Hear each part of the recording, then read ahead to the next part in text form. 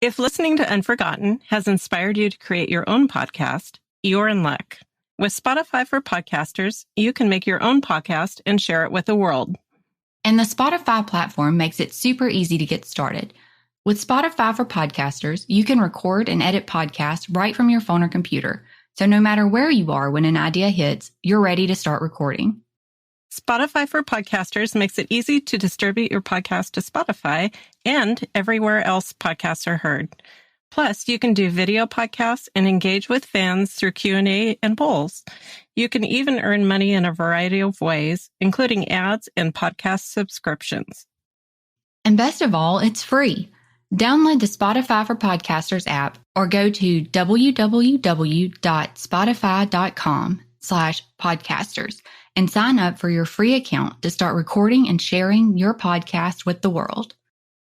This week on Unforgotten. Last week marked 26 years since 28-year-old Heulon Hardwick was shot to death in the Dolomite community just outside of Birmingham. On April 24th of 2014 was just another day in Birmingham for 23-year-old Kierra Stubs. Surveillance footage shows Kierra getting into a burgundy 2012 Chrysler 200. Kierra's brother and son waited, and she never did come. On May 22nd, 2019, 31-year-old Ramondus Robinson vanished. His car was later found in Bessemer. There was no sign of Ramondus. And that would be 33-year-old JEntrekin. Joseph was last seen near the St. Vincent's Hospital on March 18th, 2021. Somewhat bizarre case. The disappearance of 15-year-old JSims Jr. In fact, the only evidence of Jason's life at all was a birth certificate and a photo.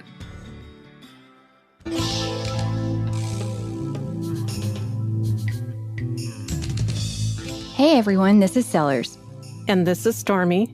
And this is Unforgotten, where each episode will highlight unsolved missing, murdered, and suspicious death cases in Alabama in order to raise awareness and hopefully obtain some answers for victims and their families. Please remember that any individual referenced in the podcast should be considered innocent until found guilty in a court of law, and any opinions or views expressed in the podcast are solely those of participants. Listener discretion is advised, as some of the content discussed in the podcast may contain violence or graphic descriptions and may not be suitable for all audiences. Be sure to join our Unforgotten Patreon channel today to gain exclusive benefits, including early access to ad-free episodes and bonus content. By subscribing, you'll also be supporting the efforts of ACCA in assisting families and raising awareness for Alabama cold cases.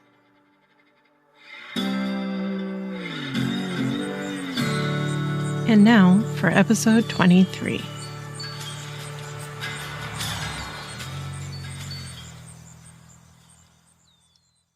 Hey guys, and welcome back. Hey Stormy. Hey Sellers. What do you call a sleepwalking nun? Oh boy. I'm missing these little, what do you calls? We haven't done these in a while. What do you call it? A Roman Catholic. Oh my heavens. Hallelujah. Isn't it hilarious? That is pretty funny. So this week we're sticking in Jefferson County, and August 5th actually is marking 26 years since the first case that we're going to discuss happened. That's a long time. These cases that we're getting lately, they happened so long ago. And I think sometimes we have cases that we discuss that have occurred more recently. And those sometimes I think have a tendency to maybe get more attention because they are more recent, because there is the internet and information is a little bit more readily available. But when you go back and you look at these and you actually are having to dig into the newspaper archives or wherever to like go back to where the printed articles were, that stuff's not as accessible or as easily found. And it's not something that people are really aware of. Yeah. Yeah. And I think, that these kind of were the purpose behind starting Alabama Cold Case. And hopefully, it does help bring attention. The whole purpose behind doing all of this is to bring these much older cases back into the spotlight. Yeah. And get somebody to come forward. Because a lot of these, especially some of the ones that we're talking today, and we talked about it last week, they seem solvable. There should be people that have information, which we say that all the time. There should be somebody that has information. Yeah. That's haven't absolutely 100% true. I look at some of these and I'm thinking, really, I bet the only thing that's stopping these people is a fear of something or not wanting to get involved. And maybe back when these happen, maybe, because there wasn't an easy way maybe to be as anonymous. But you can submit tips to Crime Stoppers and it is completely anonymous. Like, they don't track it. They don't trace it. I talked to somebody that worked on building that like P3 tips thing or whatever. And that's not something that they store in the background. They don't have your information if you don't give it to them. So if what's holding people back is seriously the fact that they don't want their identification out there, they don't want their name leaked, they don't want it coming back on them, send it to Crime Stoppers because they do not track it. Yes. I repeat that. They do not track it. They do not know who you are. Nope. And it really removes any excuse you have to not send it in.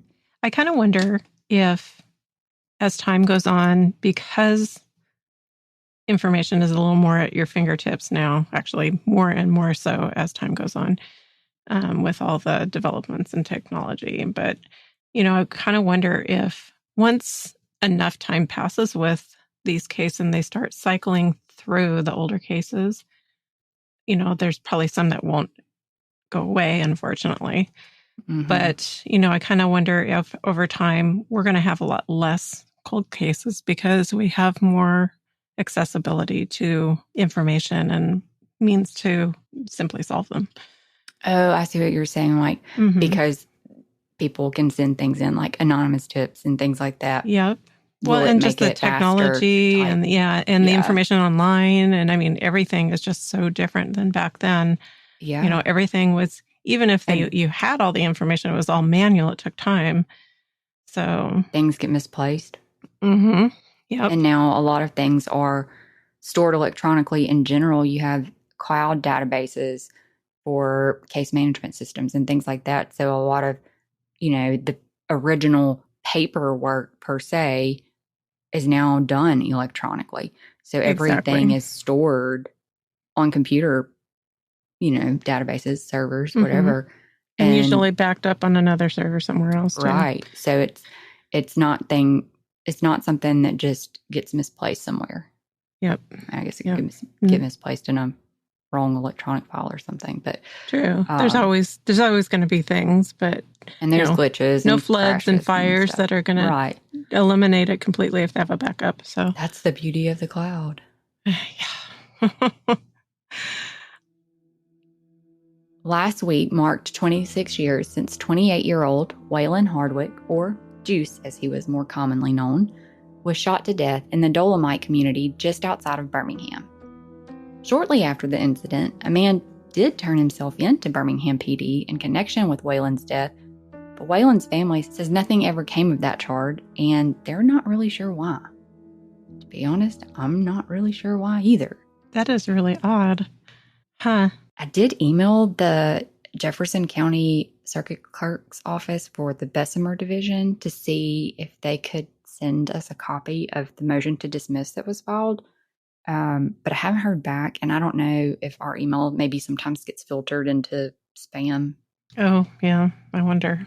But I would really like to see it. Yeah. We'll talk about that.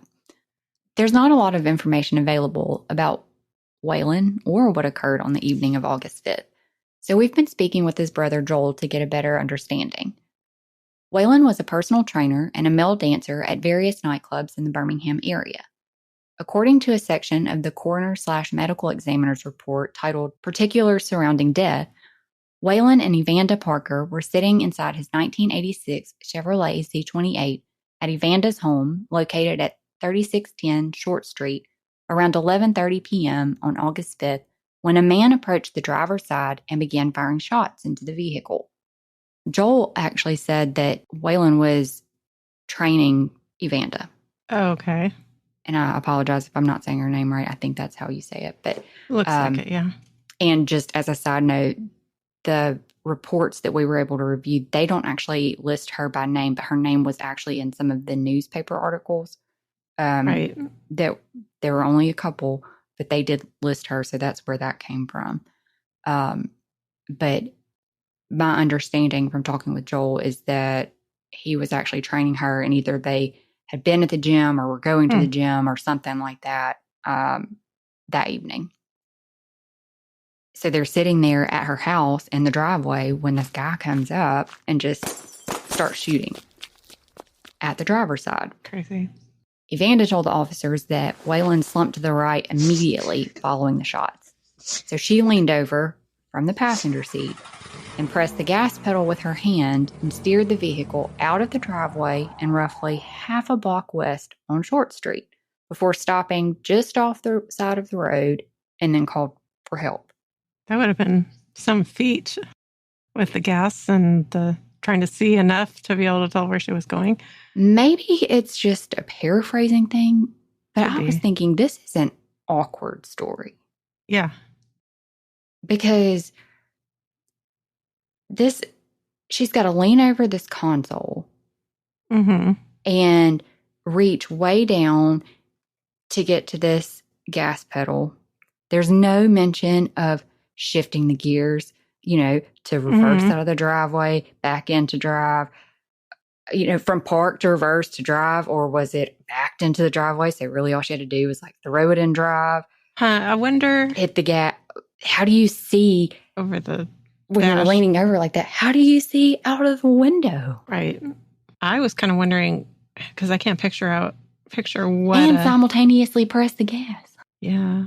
I can't picture what a Z28 looks like on the inside right at the moment. Is there a center console or is it all one seat? No, not all one seat. Okay. Yeah. It's a Camaro. So it's a lot similar to the 90s body style. Okay. I don't understand how that really all jived that well, because you got to press the gas to get out of the driveway and then press it again. Are you just gunning it to get a good go and hoping, or are you just blindly steering and hoping you're not hitting anything? Yeah. Technically, I guess she could have been driving over the lawn for all we know. She could have just backed in a general direction and just gone, not knowing where she was going. Road. Yeah. Well, yeah, that's true. It said steered the vehicle out of the driveway. I don't know. I feel like that would, I don't know. I mean, again, not her official statement, so maybe that was just some. I kind of wonder if the only thing I can picture is she couldn't see. She pushed the gas to go backwards and then she pulled herself into the seat and went the rest of the way. Yeah. But, just to get herself out of immediate harm's way. I guess. And then it does sound really odd. It does. And it doesn't say, I would assume she got out of the car and went to a neighboring house nearby, to call for help. But it doesn't say she did. It doesn't say where she called from. It doesn't say she actually called for help at all. Oh, I would assume so. It just says the police and emergency personnel were called.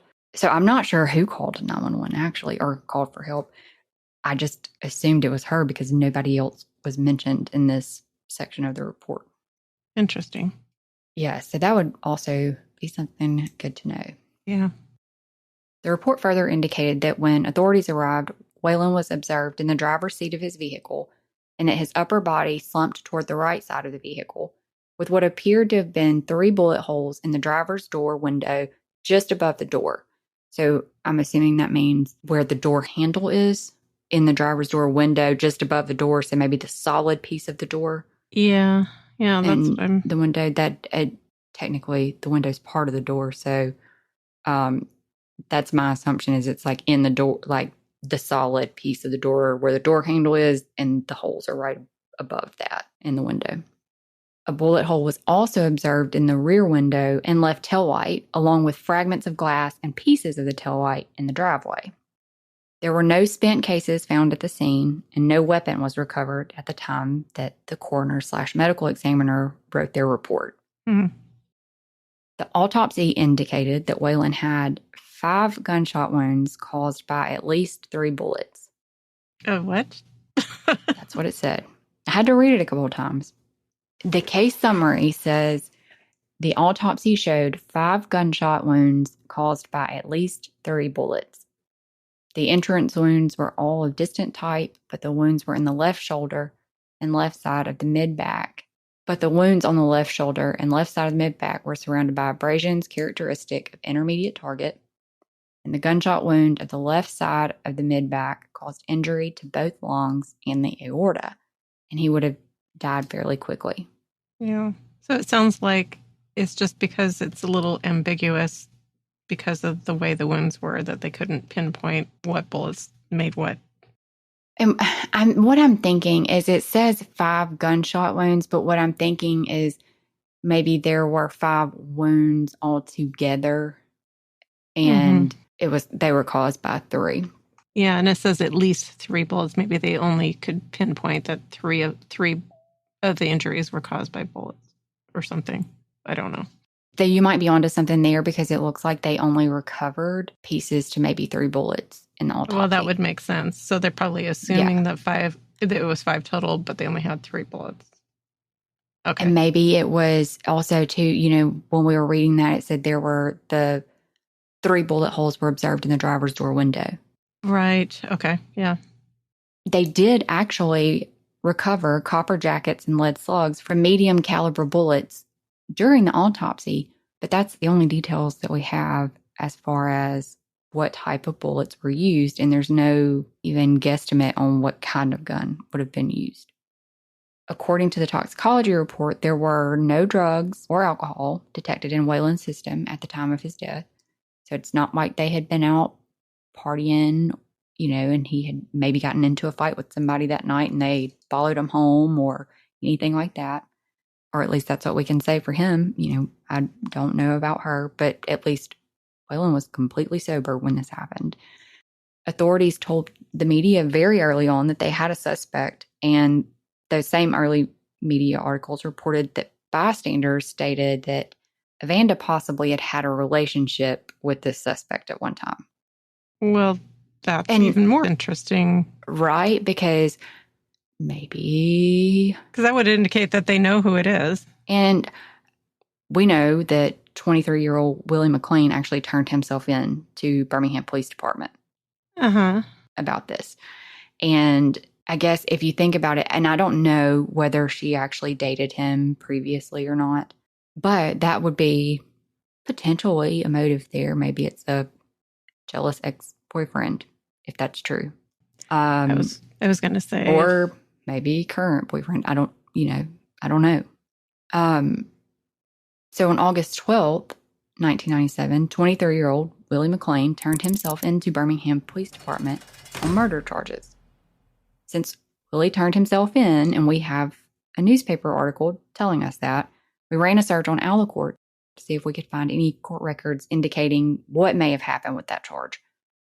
What we found was a pretty extensive criminal record, including a 1997 capital murder charge and a 1997 attempted murder charge.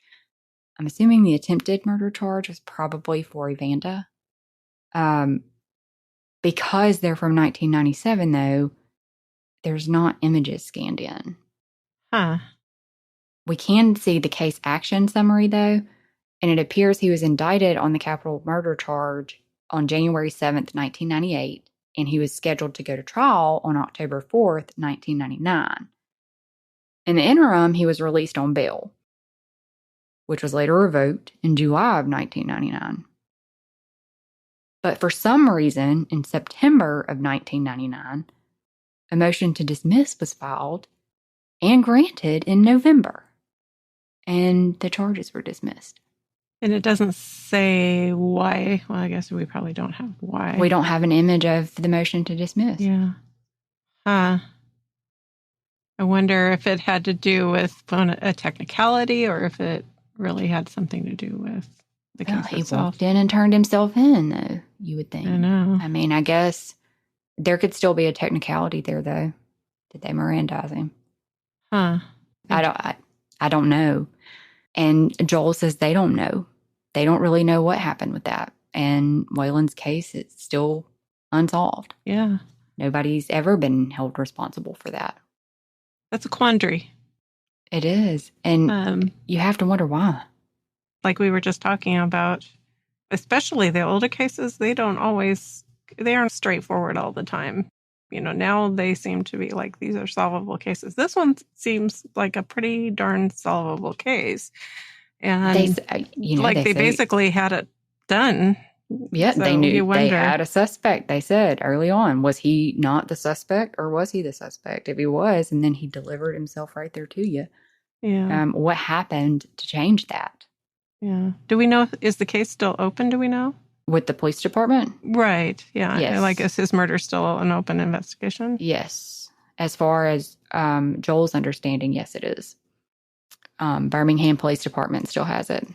Very interesting. Confusing. Yeah. Interesting. It is. So still waiting to see if we can get a copy of the motion to dismiss. I actually did submit a public records request to the Birmingham Police Department for the file, and they denied our request. Yeah. At least we didn't get ignored. Yeah. I guess we knew the answer. And I get it. You don't want... Some of it I get because you don't want false accusations just floating around out there in the public. Because you don't want an innocent person who really had nothing to do with it being slandered, or, there are good reasons to not release everything, but you can redact stuff. Yeah. Yep. Waylon's family sent us the following statement to read on their behalf. Waylon Hardwick Jr. was born on October 31st, 1967. He was the oldest of 4 children, and he was a good role model for his younger siblings. Growing up, he loved playing football and loved to dance. He was also into bodybuilding and fitness training. Waylon had 2 children, a son and a daughter. After high school, he played for the Alabama Raiders and attended ITT Tech in Birmingham. Waylon had a love for his IROC Z28. Waylon was a well-known exotic dancer, and he was known by the name of Juice. He became a member of the Black Chippendales, and he traveled across the world performing. On August 4th, 1997, Waylon Jr. was taken away from us by a senseless coward that gunned him down. It has been a living nightmare and no closure. His children were left behind without their dad. His parents and siblings were left behind with a lot of sleepless nights. Here we are in 2023, and still no closure because nobody has been arrested. To the man that shot him, if you knew Waylon, you would have never shot him. After 26 years, we haven't stopped seeking justice, and we will never stop until the person is arrested. So, Waylon's family is hopeful that someone listening will come forward with the information needed to finally solve his case. Help put them on the path to healing. And we hope so too. Well, it sounds like there were bystanders, so I really hope that some of those people are still around and will somehow hear this and come forward. Agreed. Again, anonymously is an option. It is. We'll have the Crime Stoppers information linked in the episode details, and we will give you all of the phone numbers to call at the end of the episode. Our next case we're talking about is the case of Kierra Stubs. 9 years ago, on April 24th of 2014, was just another day in Birmingham for 23-year-old Kierra Stubs. Kierra, a mother of 2 very small children, set out to run some errands that morning. She and her son rode with her brother to drop off his and Kierra's younger brother and sister at school. Afterwards, he drove Kierra and her son to a place in 5 Points West on 3rd Avenue West to meet a man at Boost Mobile. Kierra knew this man from doing his kids' she did braids in their hair. And she had spoken to him at the time about needing to have her brakes done, and he was going to help. So when they were at the Boost Mobile, her brother waited with her son, and she went to meet the gentleman in a car at the curb. Surveillance footage shows Kierra getting into a burgundy 2012 Chrysler 200 around 9 a.m. that morning. Kierra's brother and son waited and waited, and she never did come back. So they go meet this man at Boost Mobile, and he was going to take her to like an AutoZone or something to buy the brakes. Is that what that is? Well, there are a couple of different stories. There's one that says that he was going to give her money for the brakes, and then there's one that says that he was going to help her fix the brakes. It sounded like he was going to do that. So I am not 100% clear on that. And if I find something, that clarifies that a bit more, I'll provide an update. Well, she would need her car though, right? If he was going to do the actual... Well, I mean, maybe they were going to get the brakes and then he was going to fix those after they went and picked him up. Yeah, my assumption was that he was picking her up they were meeting there and he was going to take her to the car. Because her brother had dropped her off there. Right, and it says she and her son. Okay, Gotcha. I gotcha. Yeah. Sorry for that confusion. That's okay. It is a little confusing. Kind of it's one of those things, though, that you think about when you have to make arrangements because you have to have somebody pick you up or they want to give you a shuttle or whatever. Yeah. And, and this is more on a personal level. This isn't some professional thing going on here. So probably was an odd arrangement. And though, honestly, if I were somebody in a hair shop or whatever, wherever she works, that routinely did this gentleman's kid's hair, I would start to feel comfortable probably too. I don't know if I would have gotten in a car with him, but you would start thinking about it. You talk to him, a lot. Yeah, it probably depends on how often do you see him? How often do you talk to him? Do you know how open... You can get vibes off people. Yeah, you definitely can. You know whether, well, maybe some people are better at reading vibes than other people. Yeah. But I feel like some people automatically give off a red flag warning, But then, absolutely. But there's also those people that are very, very good at, being extremely charming and convincing about being somebody that they're not. I think about, it's probably a bit different, but my husband and I both have the same hair person, and we've been going there for years. And I wouldn't think twice about her and I getting in a car together. And I don't think she would think twice about getting into a car even with my husband. But I can imagine maybe, if she hadn't been talking to him very long, I might have had more of a red flag. I don't know how long she had been doing the kids' hair. Kierra has never been seen or heard from since. She just vanished. And I'm curious, because of this, if they ever were able to question this person, if, they were ever able to figure out who it was. Did anybody ever witness this person with her doing the kids' braids? Did the brother know who this person was at all? It's Did just they kind find of the car? Interesting. Was that ever... I have no information in any of the articles that I saw that say anything about those details. No idea if her cell phone was ever found or anything like that? Nope, nothing. Man. Yeah, it's really kind of odd, the lack of information. And it could be that authorities are holding that information, maybe, but that's all I could find. I get it. It was 2014. It was a different time.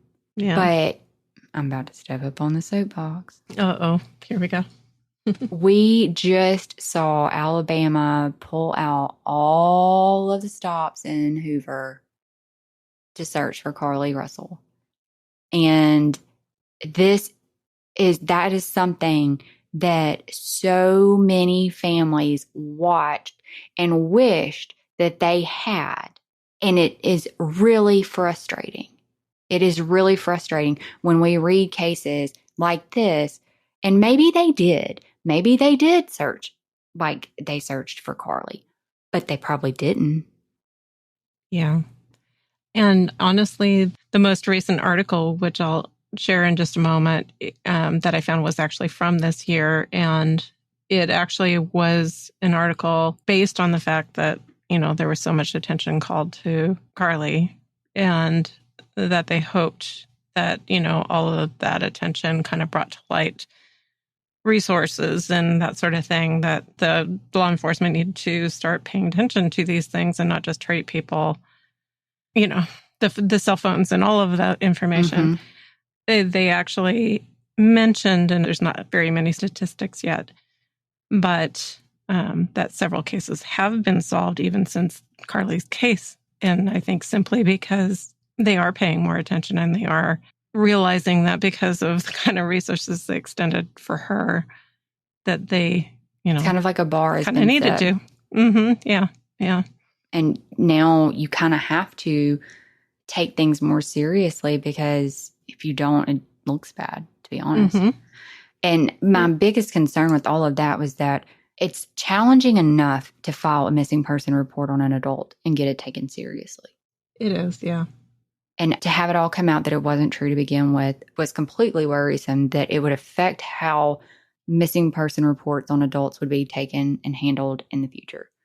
Because absolutely, unless you can prove that there's some harm, some like really solid reason they're missing because they have that autonomy, you don't really get those resources. And, and I guess it's just not something people know this. I didn't know this.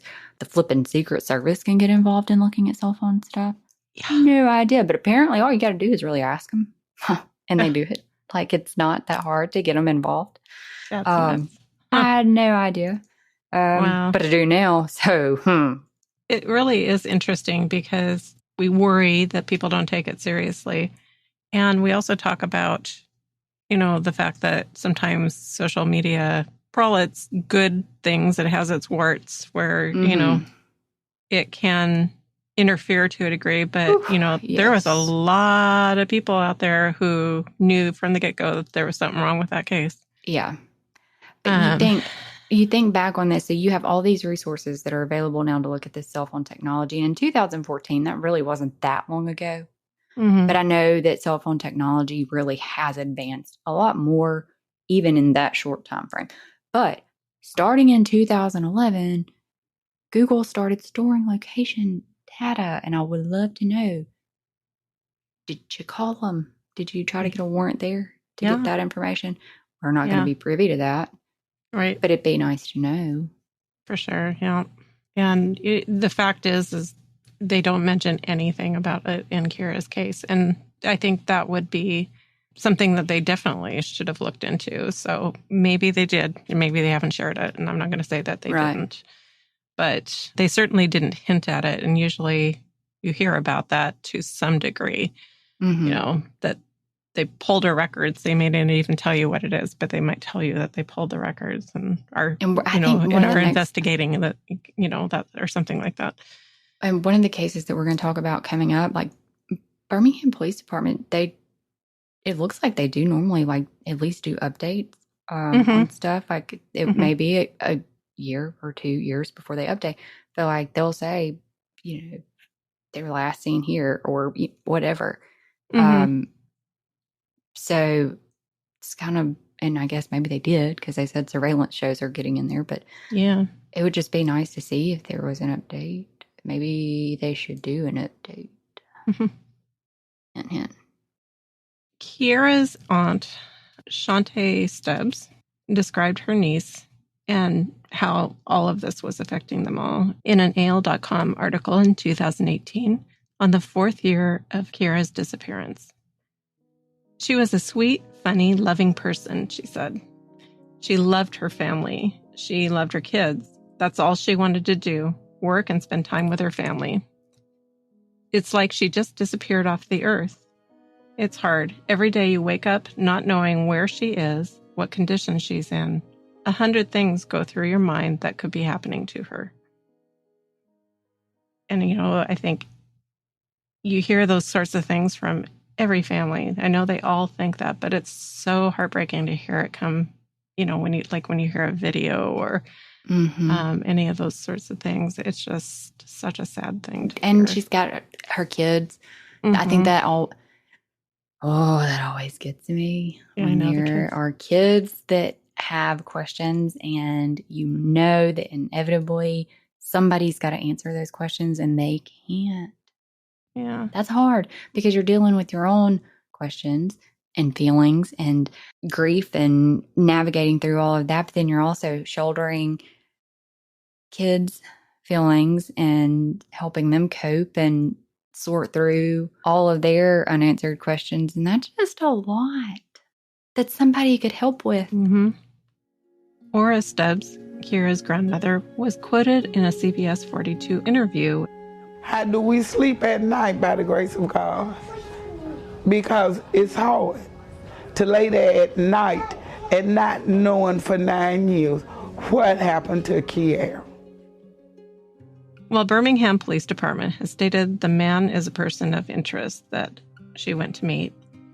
He has not been named publicly, and primarily, I guess, because there is no evidence or witnesses to say what happened once Kierra was in the car or where they went.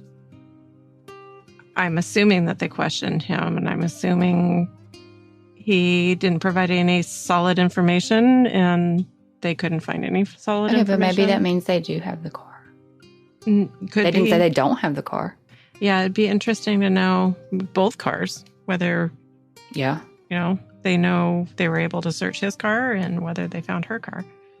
Though I was able to find a few articles, the information was mostly the same throughout. There was basically just article after article regurgitating the same information. 8 years later, Kierra is still missing, and her case continues to be investigated by the police department. Kierra Stubs is an African-American female with black hair and brown eyes, standing at approximately 5'3" and around 145 pounds. She was last seen wearing a gray hooded sweatshirt or coat and gray leggings, and she was getting into a burgundy 2012 Chrysler 200, which we mentioned, which again will include the link to the surveillance footage and the description. For our next case, we're discussing another disappearance from Birmingham. On May 22nd, 2019, 31-year-old Ramondus Robinson vanished from Birmingham, Alabama. His car was later found in Bessemer. There was no sign of Ramondus, and the search for him continues today. Early on, it was reported that Ramondus was pretty active on social media prior to his disappearance, but that his account had not been active since he was last seen. So we searched Facebook, which turned up several profiles that appear to belong to Ramondus, which really isn't all that unusual. I think we come across profiles that people have a lot where they have several different ones, whether it's because, they got a new phone and just created a new profile because they couldn't remember their password, or maybe they just were like, oh, I just don't like the stuff on this one and I don't feel like going through and deleting everything. Let me just start fresh. Actually, the profile that I came across that looked to be his most recent and active account was actually under the name Ray J. And then it had in parentheses, Ramondus J. Robinson. And I've seen profiles like this a lot where they have a different name and then their name is in parentheses, or the name on there is like not remotely close to whatever their name is. Like I said, the one that appears to be his most recent and active account was the Ray J account. Based on the Ray J account, Ramondus was very active on social media, sometimes posting multiple times a day, including on May 22nd. He actually began posting that day at 7:55 a.m. and then made additional posts at 9:10 a.m. and 10:32 a.m. and then made his last post at 3:22 p.m. If there were any posts after that, they've either been deleted or set to friends only and aren't public. But that was the last one that I could see. Now, there are additional posts after that 3:22 p.m. Facebook post, but those look like they were made by his family members in hopes of maybe catching the eye of someone who perhaps was with him that night. Like, I think one of them, the first one after that 3:22 p.m. post, looks like maybe it was made by a sister on May 24th saying, somebody better tell me where my brother is. Yeah. He also had an Instagram account. That account is set to private. So we can't see any posts on there to see if there were any posts made after the 3/22 time. I did find where he maybe had a Twitter at one point, but maybe it's not up any longer. His Instagram indicated he had, I'm about to date myself a little bit, Kik or KIK. What is it? Kik messaging? I think it is. I think is it Kik app? I don't remember. You're asking me? I don't know. He also had a Foursquare account. I found that. I do know what that is. You can check in and leave reviews, kind of like Yelp. Mm-hmm. But that hadn't been active since 2018. So it looks like, best that I could find, the last social media activity was 3:22 p.m. Now, somebody else may have been friends with him on Snapchat or something like that and had something that popped up after that. Ramondus reportedly failed to show up for work the following day. He worked at a debt acquisition and recovery firm in Homewood. And not only did he no call, no show, which was apparently unlike him, he wasn't on social media and he had no contact with his family, which started raising red flags for them because they said he always checked in with somebody. So his family began calling friends, hospitals, jails, and even the coroner, and reached one dead end after the other. So 30 hours in, with no communication from Ramondus, they filed a missing person report with Birmingham Police Department. According to the initial reports, and this is where details matter, I think, because they change a little bit. Mm-hmm. Yeah. The initial reports say he was last seen wearing ash-washed speckled jeans, a greenish-gray shirt, gray and white Jordan shoes, a black ball cap, and wooden framed glasses, and he was driving a midnight blue 2014 Nissan Altima.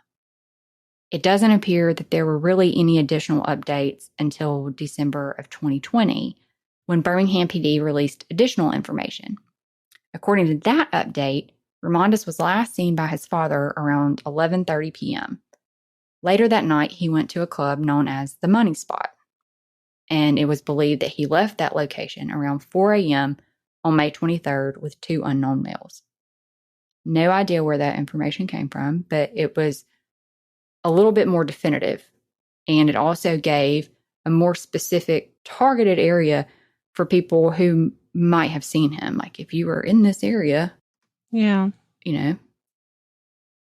They also said that Ramondus' Nissan Altima had been found burned and abandoned at Vulcan Industries, which is in Bessemer, about 18 miles away from the Money Spot. Interesting. Yeah. And a search of the area turned up no signs of Ramondus. I wonder if they ever used dogs to search that, or if they just did a regular, fix. I have no idea. It just said a search of the area turned up no signs. I'm not even entirely sure what the time frame was of when he was reported missing and when the car was found. So looking at a calendar, May 22nd, 2019 was a Wednesday. So it's hard to believe that his car would have been there from Wednesday. They couldn't have found it pretty quickly after, because if somebody had immediately dropped his car off and set it on fire, you would think people at work on Thursday would have seen that. Yeah. It likely would have still been smoldering, because it says he was last seen at 4 a.m. That's not a whole lot of time between when you would expect people to be showing up for work. Yeah. Yeah, you would think. So I would assume, but you know what they say about assuming, that it was found pretty quickly, but I don't know that for sure. Like I said, this update didn't come out until 2020. It was December of 2020, and he went missing in May of 2019.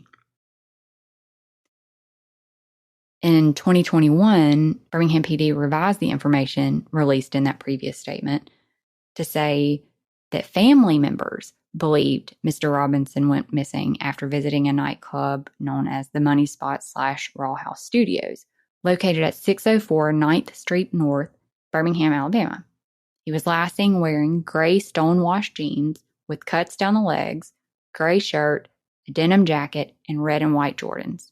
So now we have a specific address, and we've got a jacket, And we've got red and white shoes versus Gray and white. Hmm.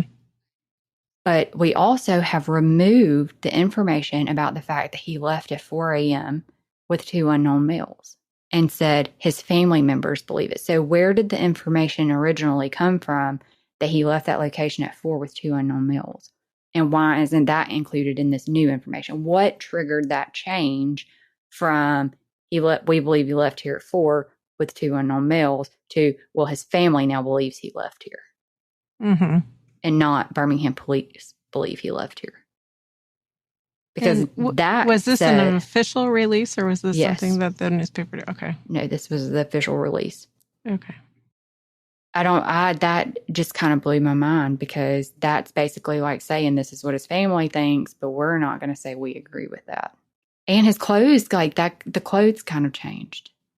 You know, like the shoes definitely changed. That's like different. And colors. There's no hat, right? I don't remember if the hat and the glasses were mentioned, but the jacket was new. The jacket was new for sure. Yeah. The jeans to me seem different, because initially it was ash washed speckled jeans, and now it's stone washed gray jeans with rips down the legs. So maybe they found a picture, like maybe he changed clothes, like maybe the initial outfit was what he had on the last time his dad saw him. And then maybe they found pictures or something, you know, from Snapchat or whatever. Mm-hmm. Or maybe they found the clothes that they thought he was wearing and realized that he was wearing something different. Maybe I'm assuming maybe he just changed clothes before he went out. Probably. It doesn't appear that there have been any updates on Ramondus's case since 2021. And he continues to be listed in NamUs as an active missing person. Our understanding is there are several rumors floating around about what happened to Ramondus, why, and even who may be involved. But at this point in time, we don't have enough information to say one way or the other whether those rumors are true. And it would be irresponsible to speculate without any solid information. Yeah. What we can say is what we always say. There is someone who knows something. His car didn't just drive itself to Bessemer, and it didn't set itself on fire. At the time of his disappearance, Ramondus was described as 5'8" to 5'11" and between 190 to 210 pounds, with black hair and brown eyes, though he was bald and had a beard at the time of his disappearance. He had several tattoos, including Love, Live, Life across his chest, his name across his back, and multiple tattoos on both arms. I hope somebody is brave enough to come forward and tell us something. Our next case is another missing person, and that would be 33-year-old Joseph Entrekin. Joseph was last seen near the St. Vincent's Hospital in Birmingham, Alabama, on March 18th, 2021. Joseph was said to be a big-hearted country boy, the youngest of 3 sons. Unfortunately, his brother Jacob had passed away less than 2 months from Joseph's disappearance as well. So you can imagine. I just can't. Yeah. I can't imagine. This has been extremely difficult for their mother and for the oldest of the 3 boys, Bo. Joseph also has a young daughter, Isabel, that misses her dad very much. His mother talks in a video about how he used to love dancing with her. I could just imagine, she was only, I think, in the 5th grade now. So she's still really young even now. That, you can picture Dad dancing around in the living room, with his daughter. It makes me think about all the daddy-daughter dances. Yeah. And how much fun that would have been. Yeah. That breaks my heart for her. It does, yeah. Joseph had been in treatment in a facility at or near St. Vincent's for some mental health issues related to his bipolar condition. March 18th, he checked himself out of this program. Shortly after leaving, it seems he was even still on the hospital campus or in that area, and Joseph was on his cell phone with his mother, Kierra Stubs, around 8:30 or 9 p.m. Apparently, he was very frantic and out of breath, running very hard to get away from someone who was chasing him and hitting him from behind. And according to her accounting, suddenly his phone dropped, and that was the last time Kierra ever talked to her son.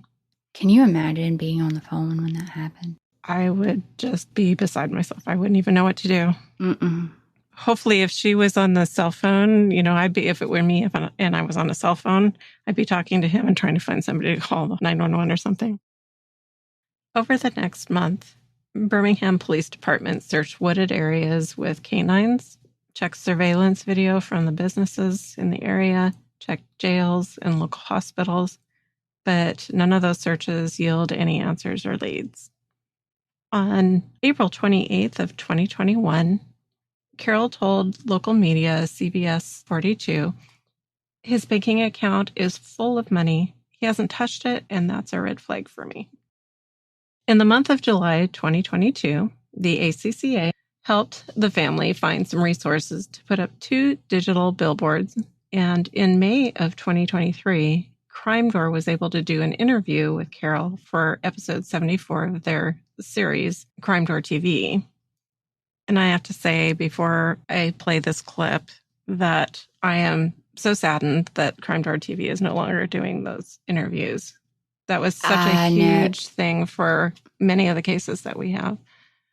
It is really disappointing that that's not going forward anymore, because I think it was a great platform for families. And I think it probably also, I talked to somebody about this recently, and I don't really remember who it was, that sometimes families need that support. And we make these posts to try to raise the awareness without realizing how much the actual community support plays into helping build kind of that morale and hope. And when you open the door to letting somebody speak on an interview and giving them this platform to really say what's on their mind and on their heart, and it just kind of decompresses and lets fans the flame a little bit to get the hope going a little bit more. Yeah. But I'm thankful that they were so wonderful to us while they were running, and made every opportunity that they could, available for the families that we talked to do the interviews. Yeah. I mean, to make sure that my son's picture is being shown there. This was a human being, my son. His name was Joseph Thomas Entrekin. And he disappeared from his family on March the 19th. And I'm pissed about it. I hope you, whoever you are, or whatever, if it's one or many, you know something. And I've spent many sleepless nights, still do. I hope your life is as crushed as mine has been. I hope you dream about Joey every night. I hope you see his face flash before you when you wake up. I hope you got to spend Thanksgiving with your family and Christmas.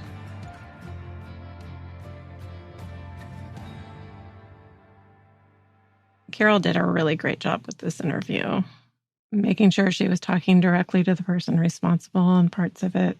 I love the way she always wanted to make sure that Joseph's picture was in the background by her in frame. Carol also helped form a Facebook page called Help Bring Joseph Entrekin Home just a few weeks after Joseph vanished, which she and others have kept really active. This last March, on the 18th, marked 2 years since his disappearance, and Carol at the time recorded a video to post on the page remembering Joseph, recapping his case for new members and thanking everyone for their support. Also, Joseph's daughter posted a short video on May 19th, the day of her 5th grade graduation. And it was so special and so heartbreaking. And she seems like such a sweet little girl. She was very brave, I think, to record what she did. And I encourage everyone that would like to give support to Joseph's mom and their family and his daughter, just the whole family, to spread awareness. And hopefully someone will come forward with information. But I encourage you all to go check out the page and take a look at these wonderful posts that they've made on there. Joseph is a white male from Adamsville, but was last seen in Birmingham, leaving St. Vincent's hospital area.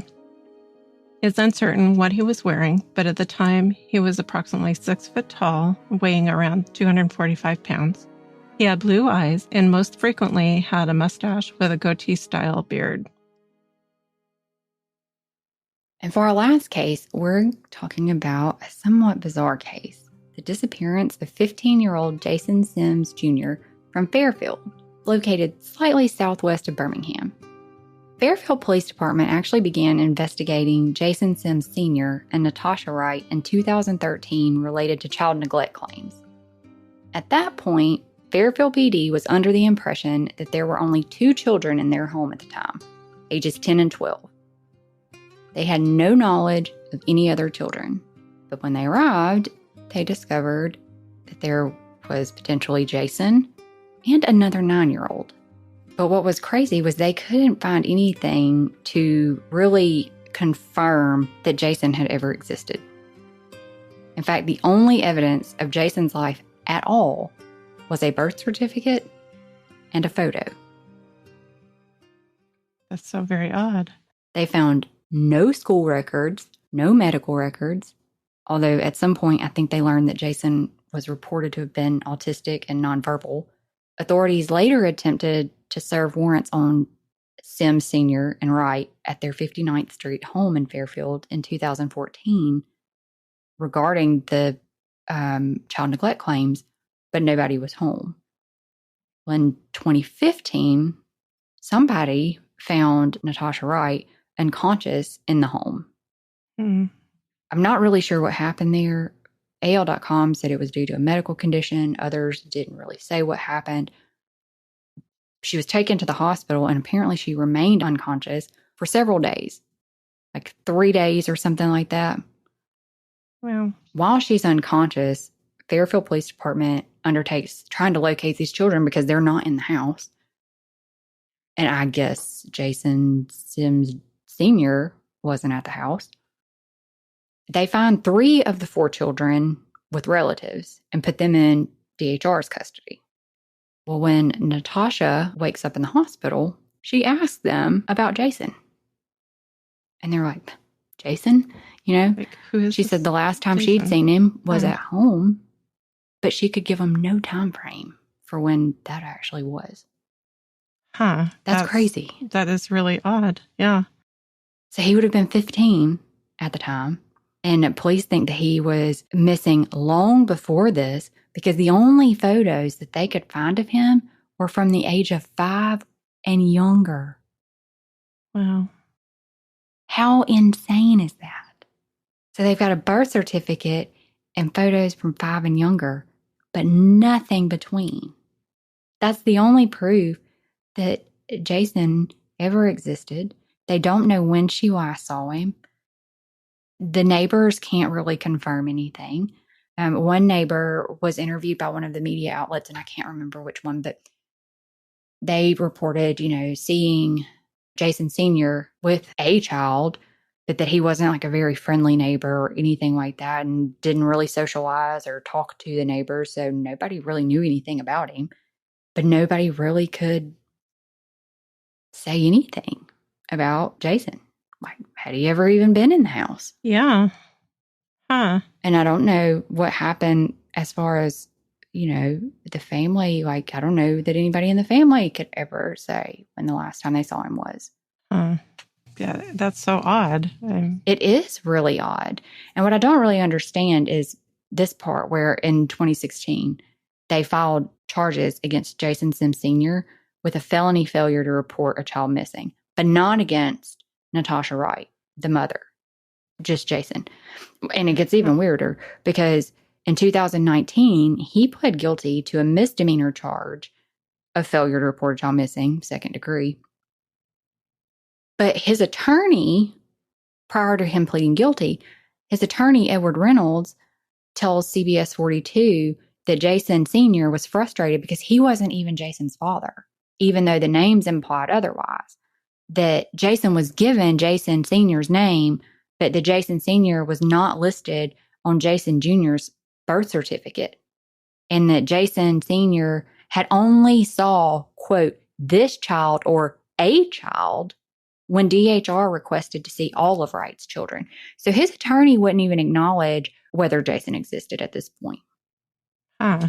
Wow. He even went so far as to say, quote, "We don't know if this child exists. And I say this because I'm not sure if this child exists. There's still some doubt in my mind if the child actually exists." I don't have any words. That's like one of the oddest cases I've heard. Yes. And it was actually the authorities that filed the missing person report in 2015, not anybody in the family. The authorities did, because what do? That you've got a birth certificate that clearly says a child was born, and you know that at least up until they were 5 years old, there was a child. What happened after that, nobody really knows. The lead detective, after those comments from Edward Reynolds saying, "Yo, I still have doubts about this," the lead detective said Natasha Wright was cooperating with the authorities, but she didn't know where Jason had went. Yet she had assured them that Jason was, in fact, very real. And maybe her cooperating is what stopped her from having charges pressed against her. Yeah, I don't know either. That's so bizarre. Given the limited photos available,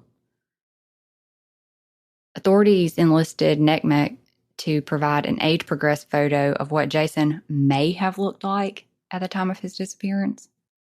And that's really sad that, I mean, I think everybody knows that age-progressed photos aren't exact renderings of what somebody looks like. I mean, you don't know. Things change. People dye their hair, they gain weight, they lose weight. Things, you're not guaranteed to just stick to this. So it's just the best possible guess, at what somebody would look like as they age.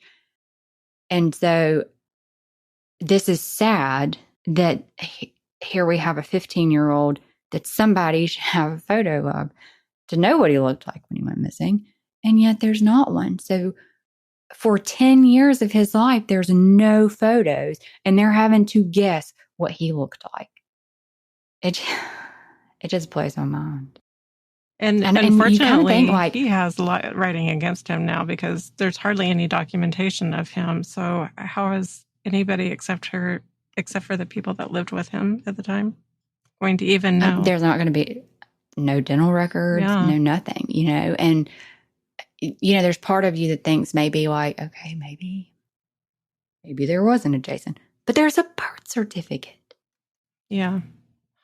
Right. And it obviously, the birth certificate didn't belong. If they knew enough to say that he was 15 years old, it clearly didn't belong to the 10, 12, or 9-year-old. Right. Yeah. But where is he? What happened to him? Did the neighbors see him? Did they count 4 children at the house at any time? Did the family count 4 children? If Jason Sr. wasn't the father, who was? Did he stay with the biological father? Was it because if he was really autistic and nonverbal, was it just too much for them to do? So did they adopt him?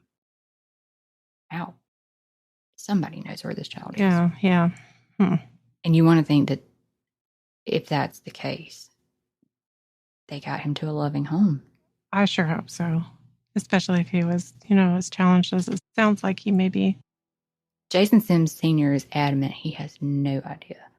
But the detectives believe he has some idea. And I tend to kind of agree, because can you live in a household with somebody and not know? But also, how do you not know when the last time you saw your child was? Yeah, I think there has to be something more to that story. There's some big gaps. Yeah, there's some gaps for sure. Yeah. So Jason Sims Jr. is an African-American male and was described as being approximately 5'6" and 125 pounds at the time of his disappearance. He's described as having a light complexion, but that is about the extent of the information available. His hair color and eye color are listed as unknown in NamUs. But the little picture that they have of him when he was 5 years old, or whatever age that is, he was really cute. He was such a precious little boy. Well, hopefully he made it. If you have any information regarding our cases today, please reach out to the following contacts. For Ramondus or Joseph's case, please contact Birmingham Police Department Special Victim Services at 205-297-9999. 845-254-8413. For Kierra's case, contact the Birmingham PD at 205-328-9311. For Waylon's case, please contact the Birmingham PD Homicide Division at 205-254-1764. And if you have any information related to Jason Sims Jr. or his disappearance, please contact the Jefferson County Sheriff's Office at 205-325-5700 or through their website, which we'll put in the episode details. Alternatively, for any of the cases we shared today, you can call Crime Stoppers at 205-254-7777 or submit a tip through their website, which will also be linked in the episode details. Since Alabama Cold Case Advocacy's creation, we have dedicated innumerable hours to researching and networking in an effort to provide the largest platform we can to the cases we share. We shoulder all associated expenses with Alabama Cold Case Advocacy out of our own pocket, including the subscription fees for researching and production of the Unforgotten podcast to provide a cost-free avenue for the victims' families of those cases. We hope you will join in our efforts to raise awareness of Alabama's missing and murdered and support these families who have been forced to carry the immeasurable loss of their loved ones and the fight for answers. If you appreciate our mission and you are inspired to make a donation, your extra support will enable the ACCA to continue our research, share the cold cases, and help those families know that they are also unforgotten. Unforgotten is an Alabama cold case advocacy podcast recorded in conjunction with Riverside FM, hosted and distributed by Spotify for podcasters, available on your favorite podcast platform. Intro music for the show was created by Principles of Uncertainty, who also mixed and mastered this episode. Content and production is by Sellers and Stormy. Artwork by Sellers. Credits for music, sound clips, special mentions, and any source referenced in our podcast can be found in each episode's description. We hope you will join us on all the major social media sites and continue to raise awareness of our Alabama cold cases.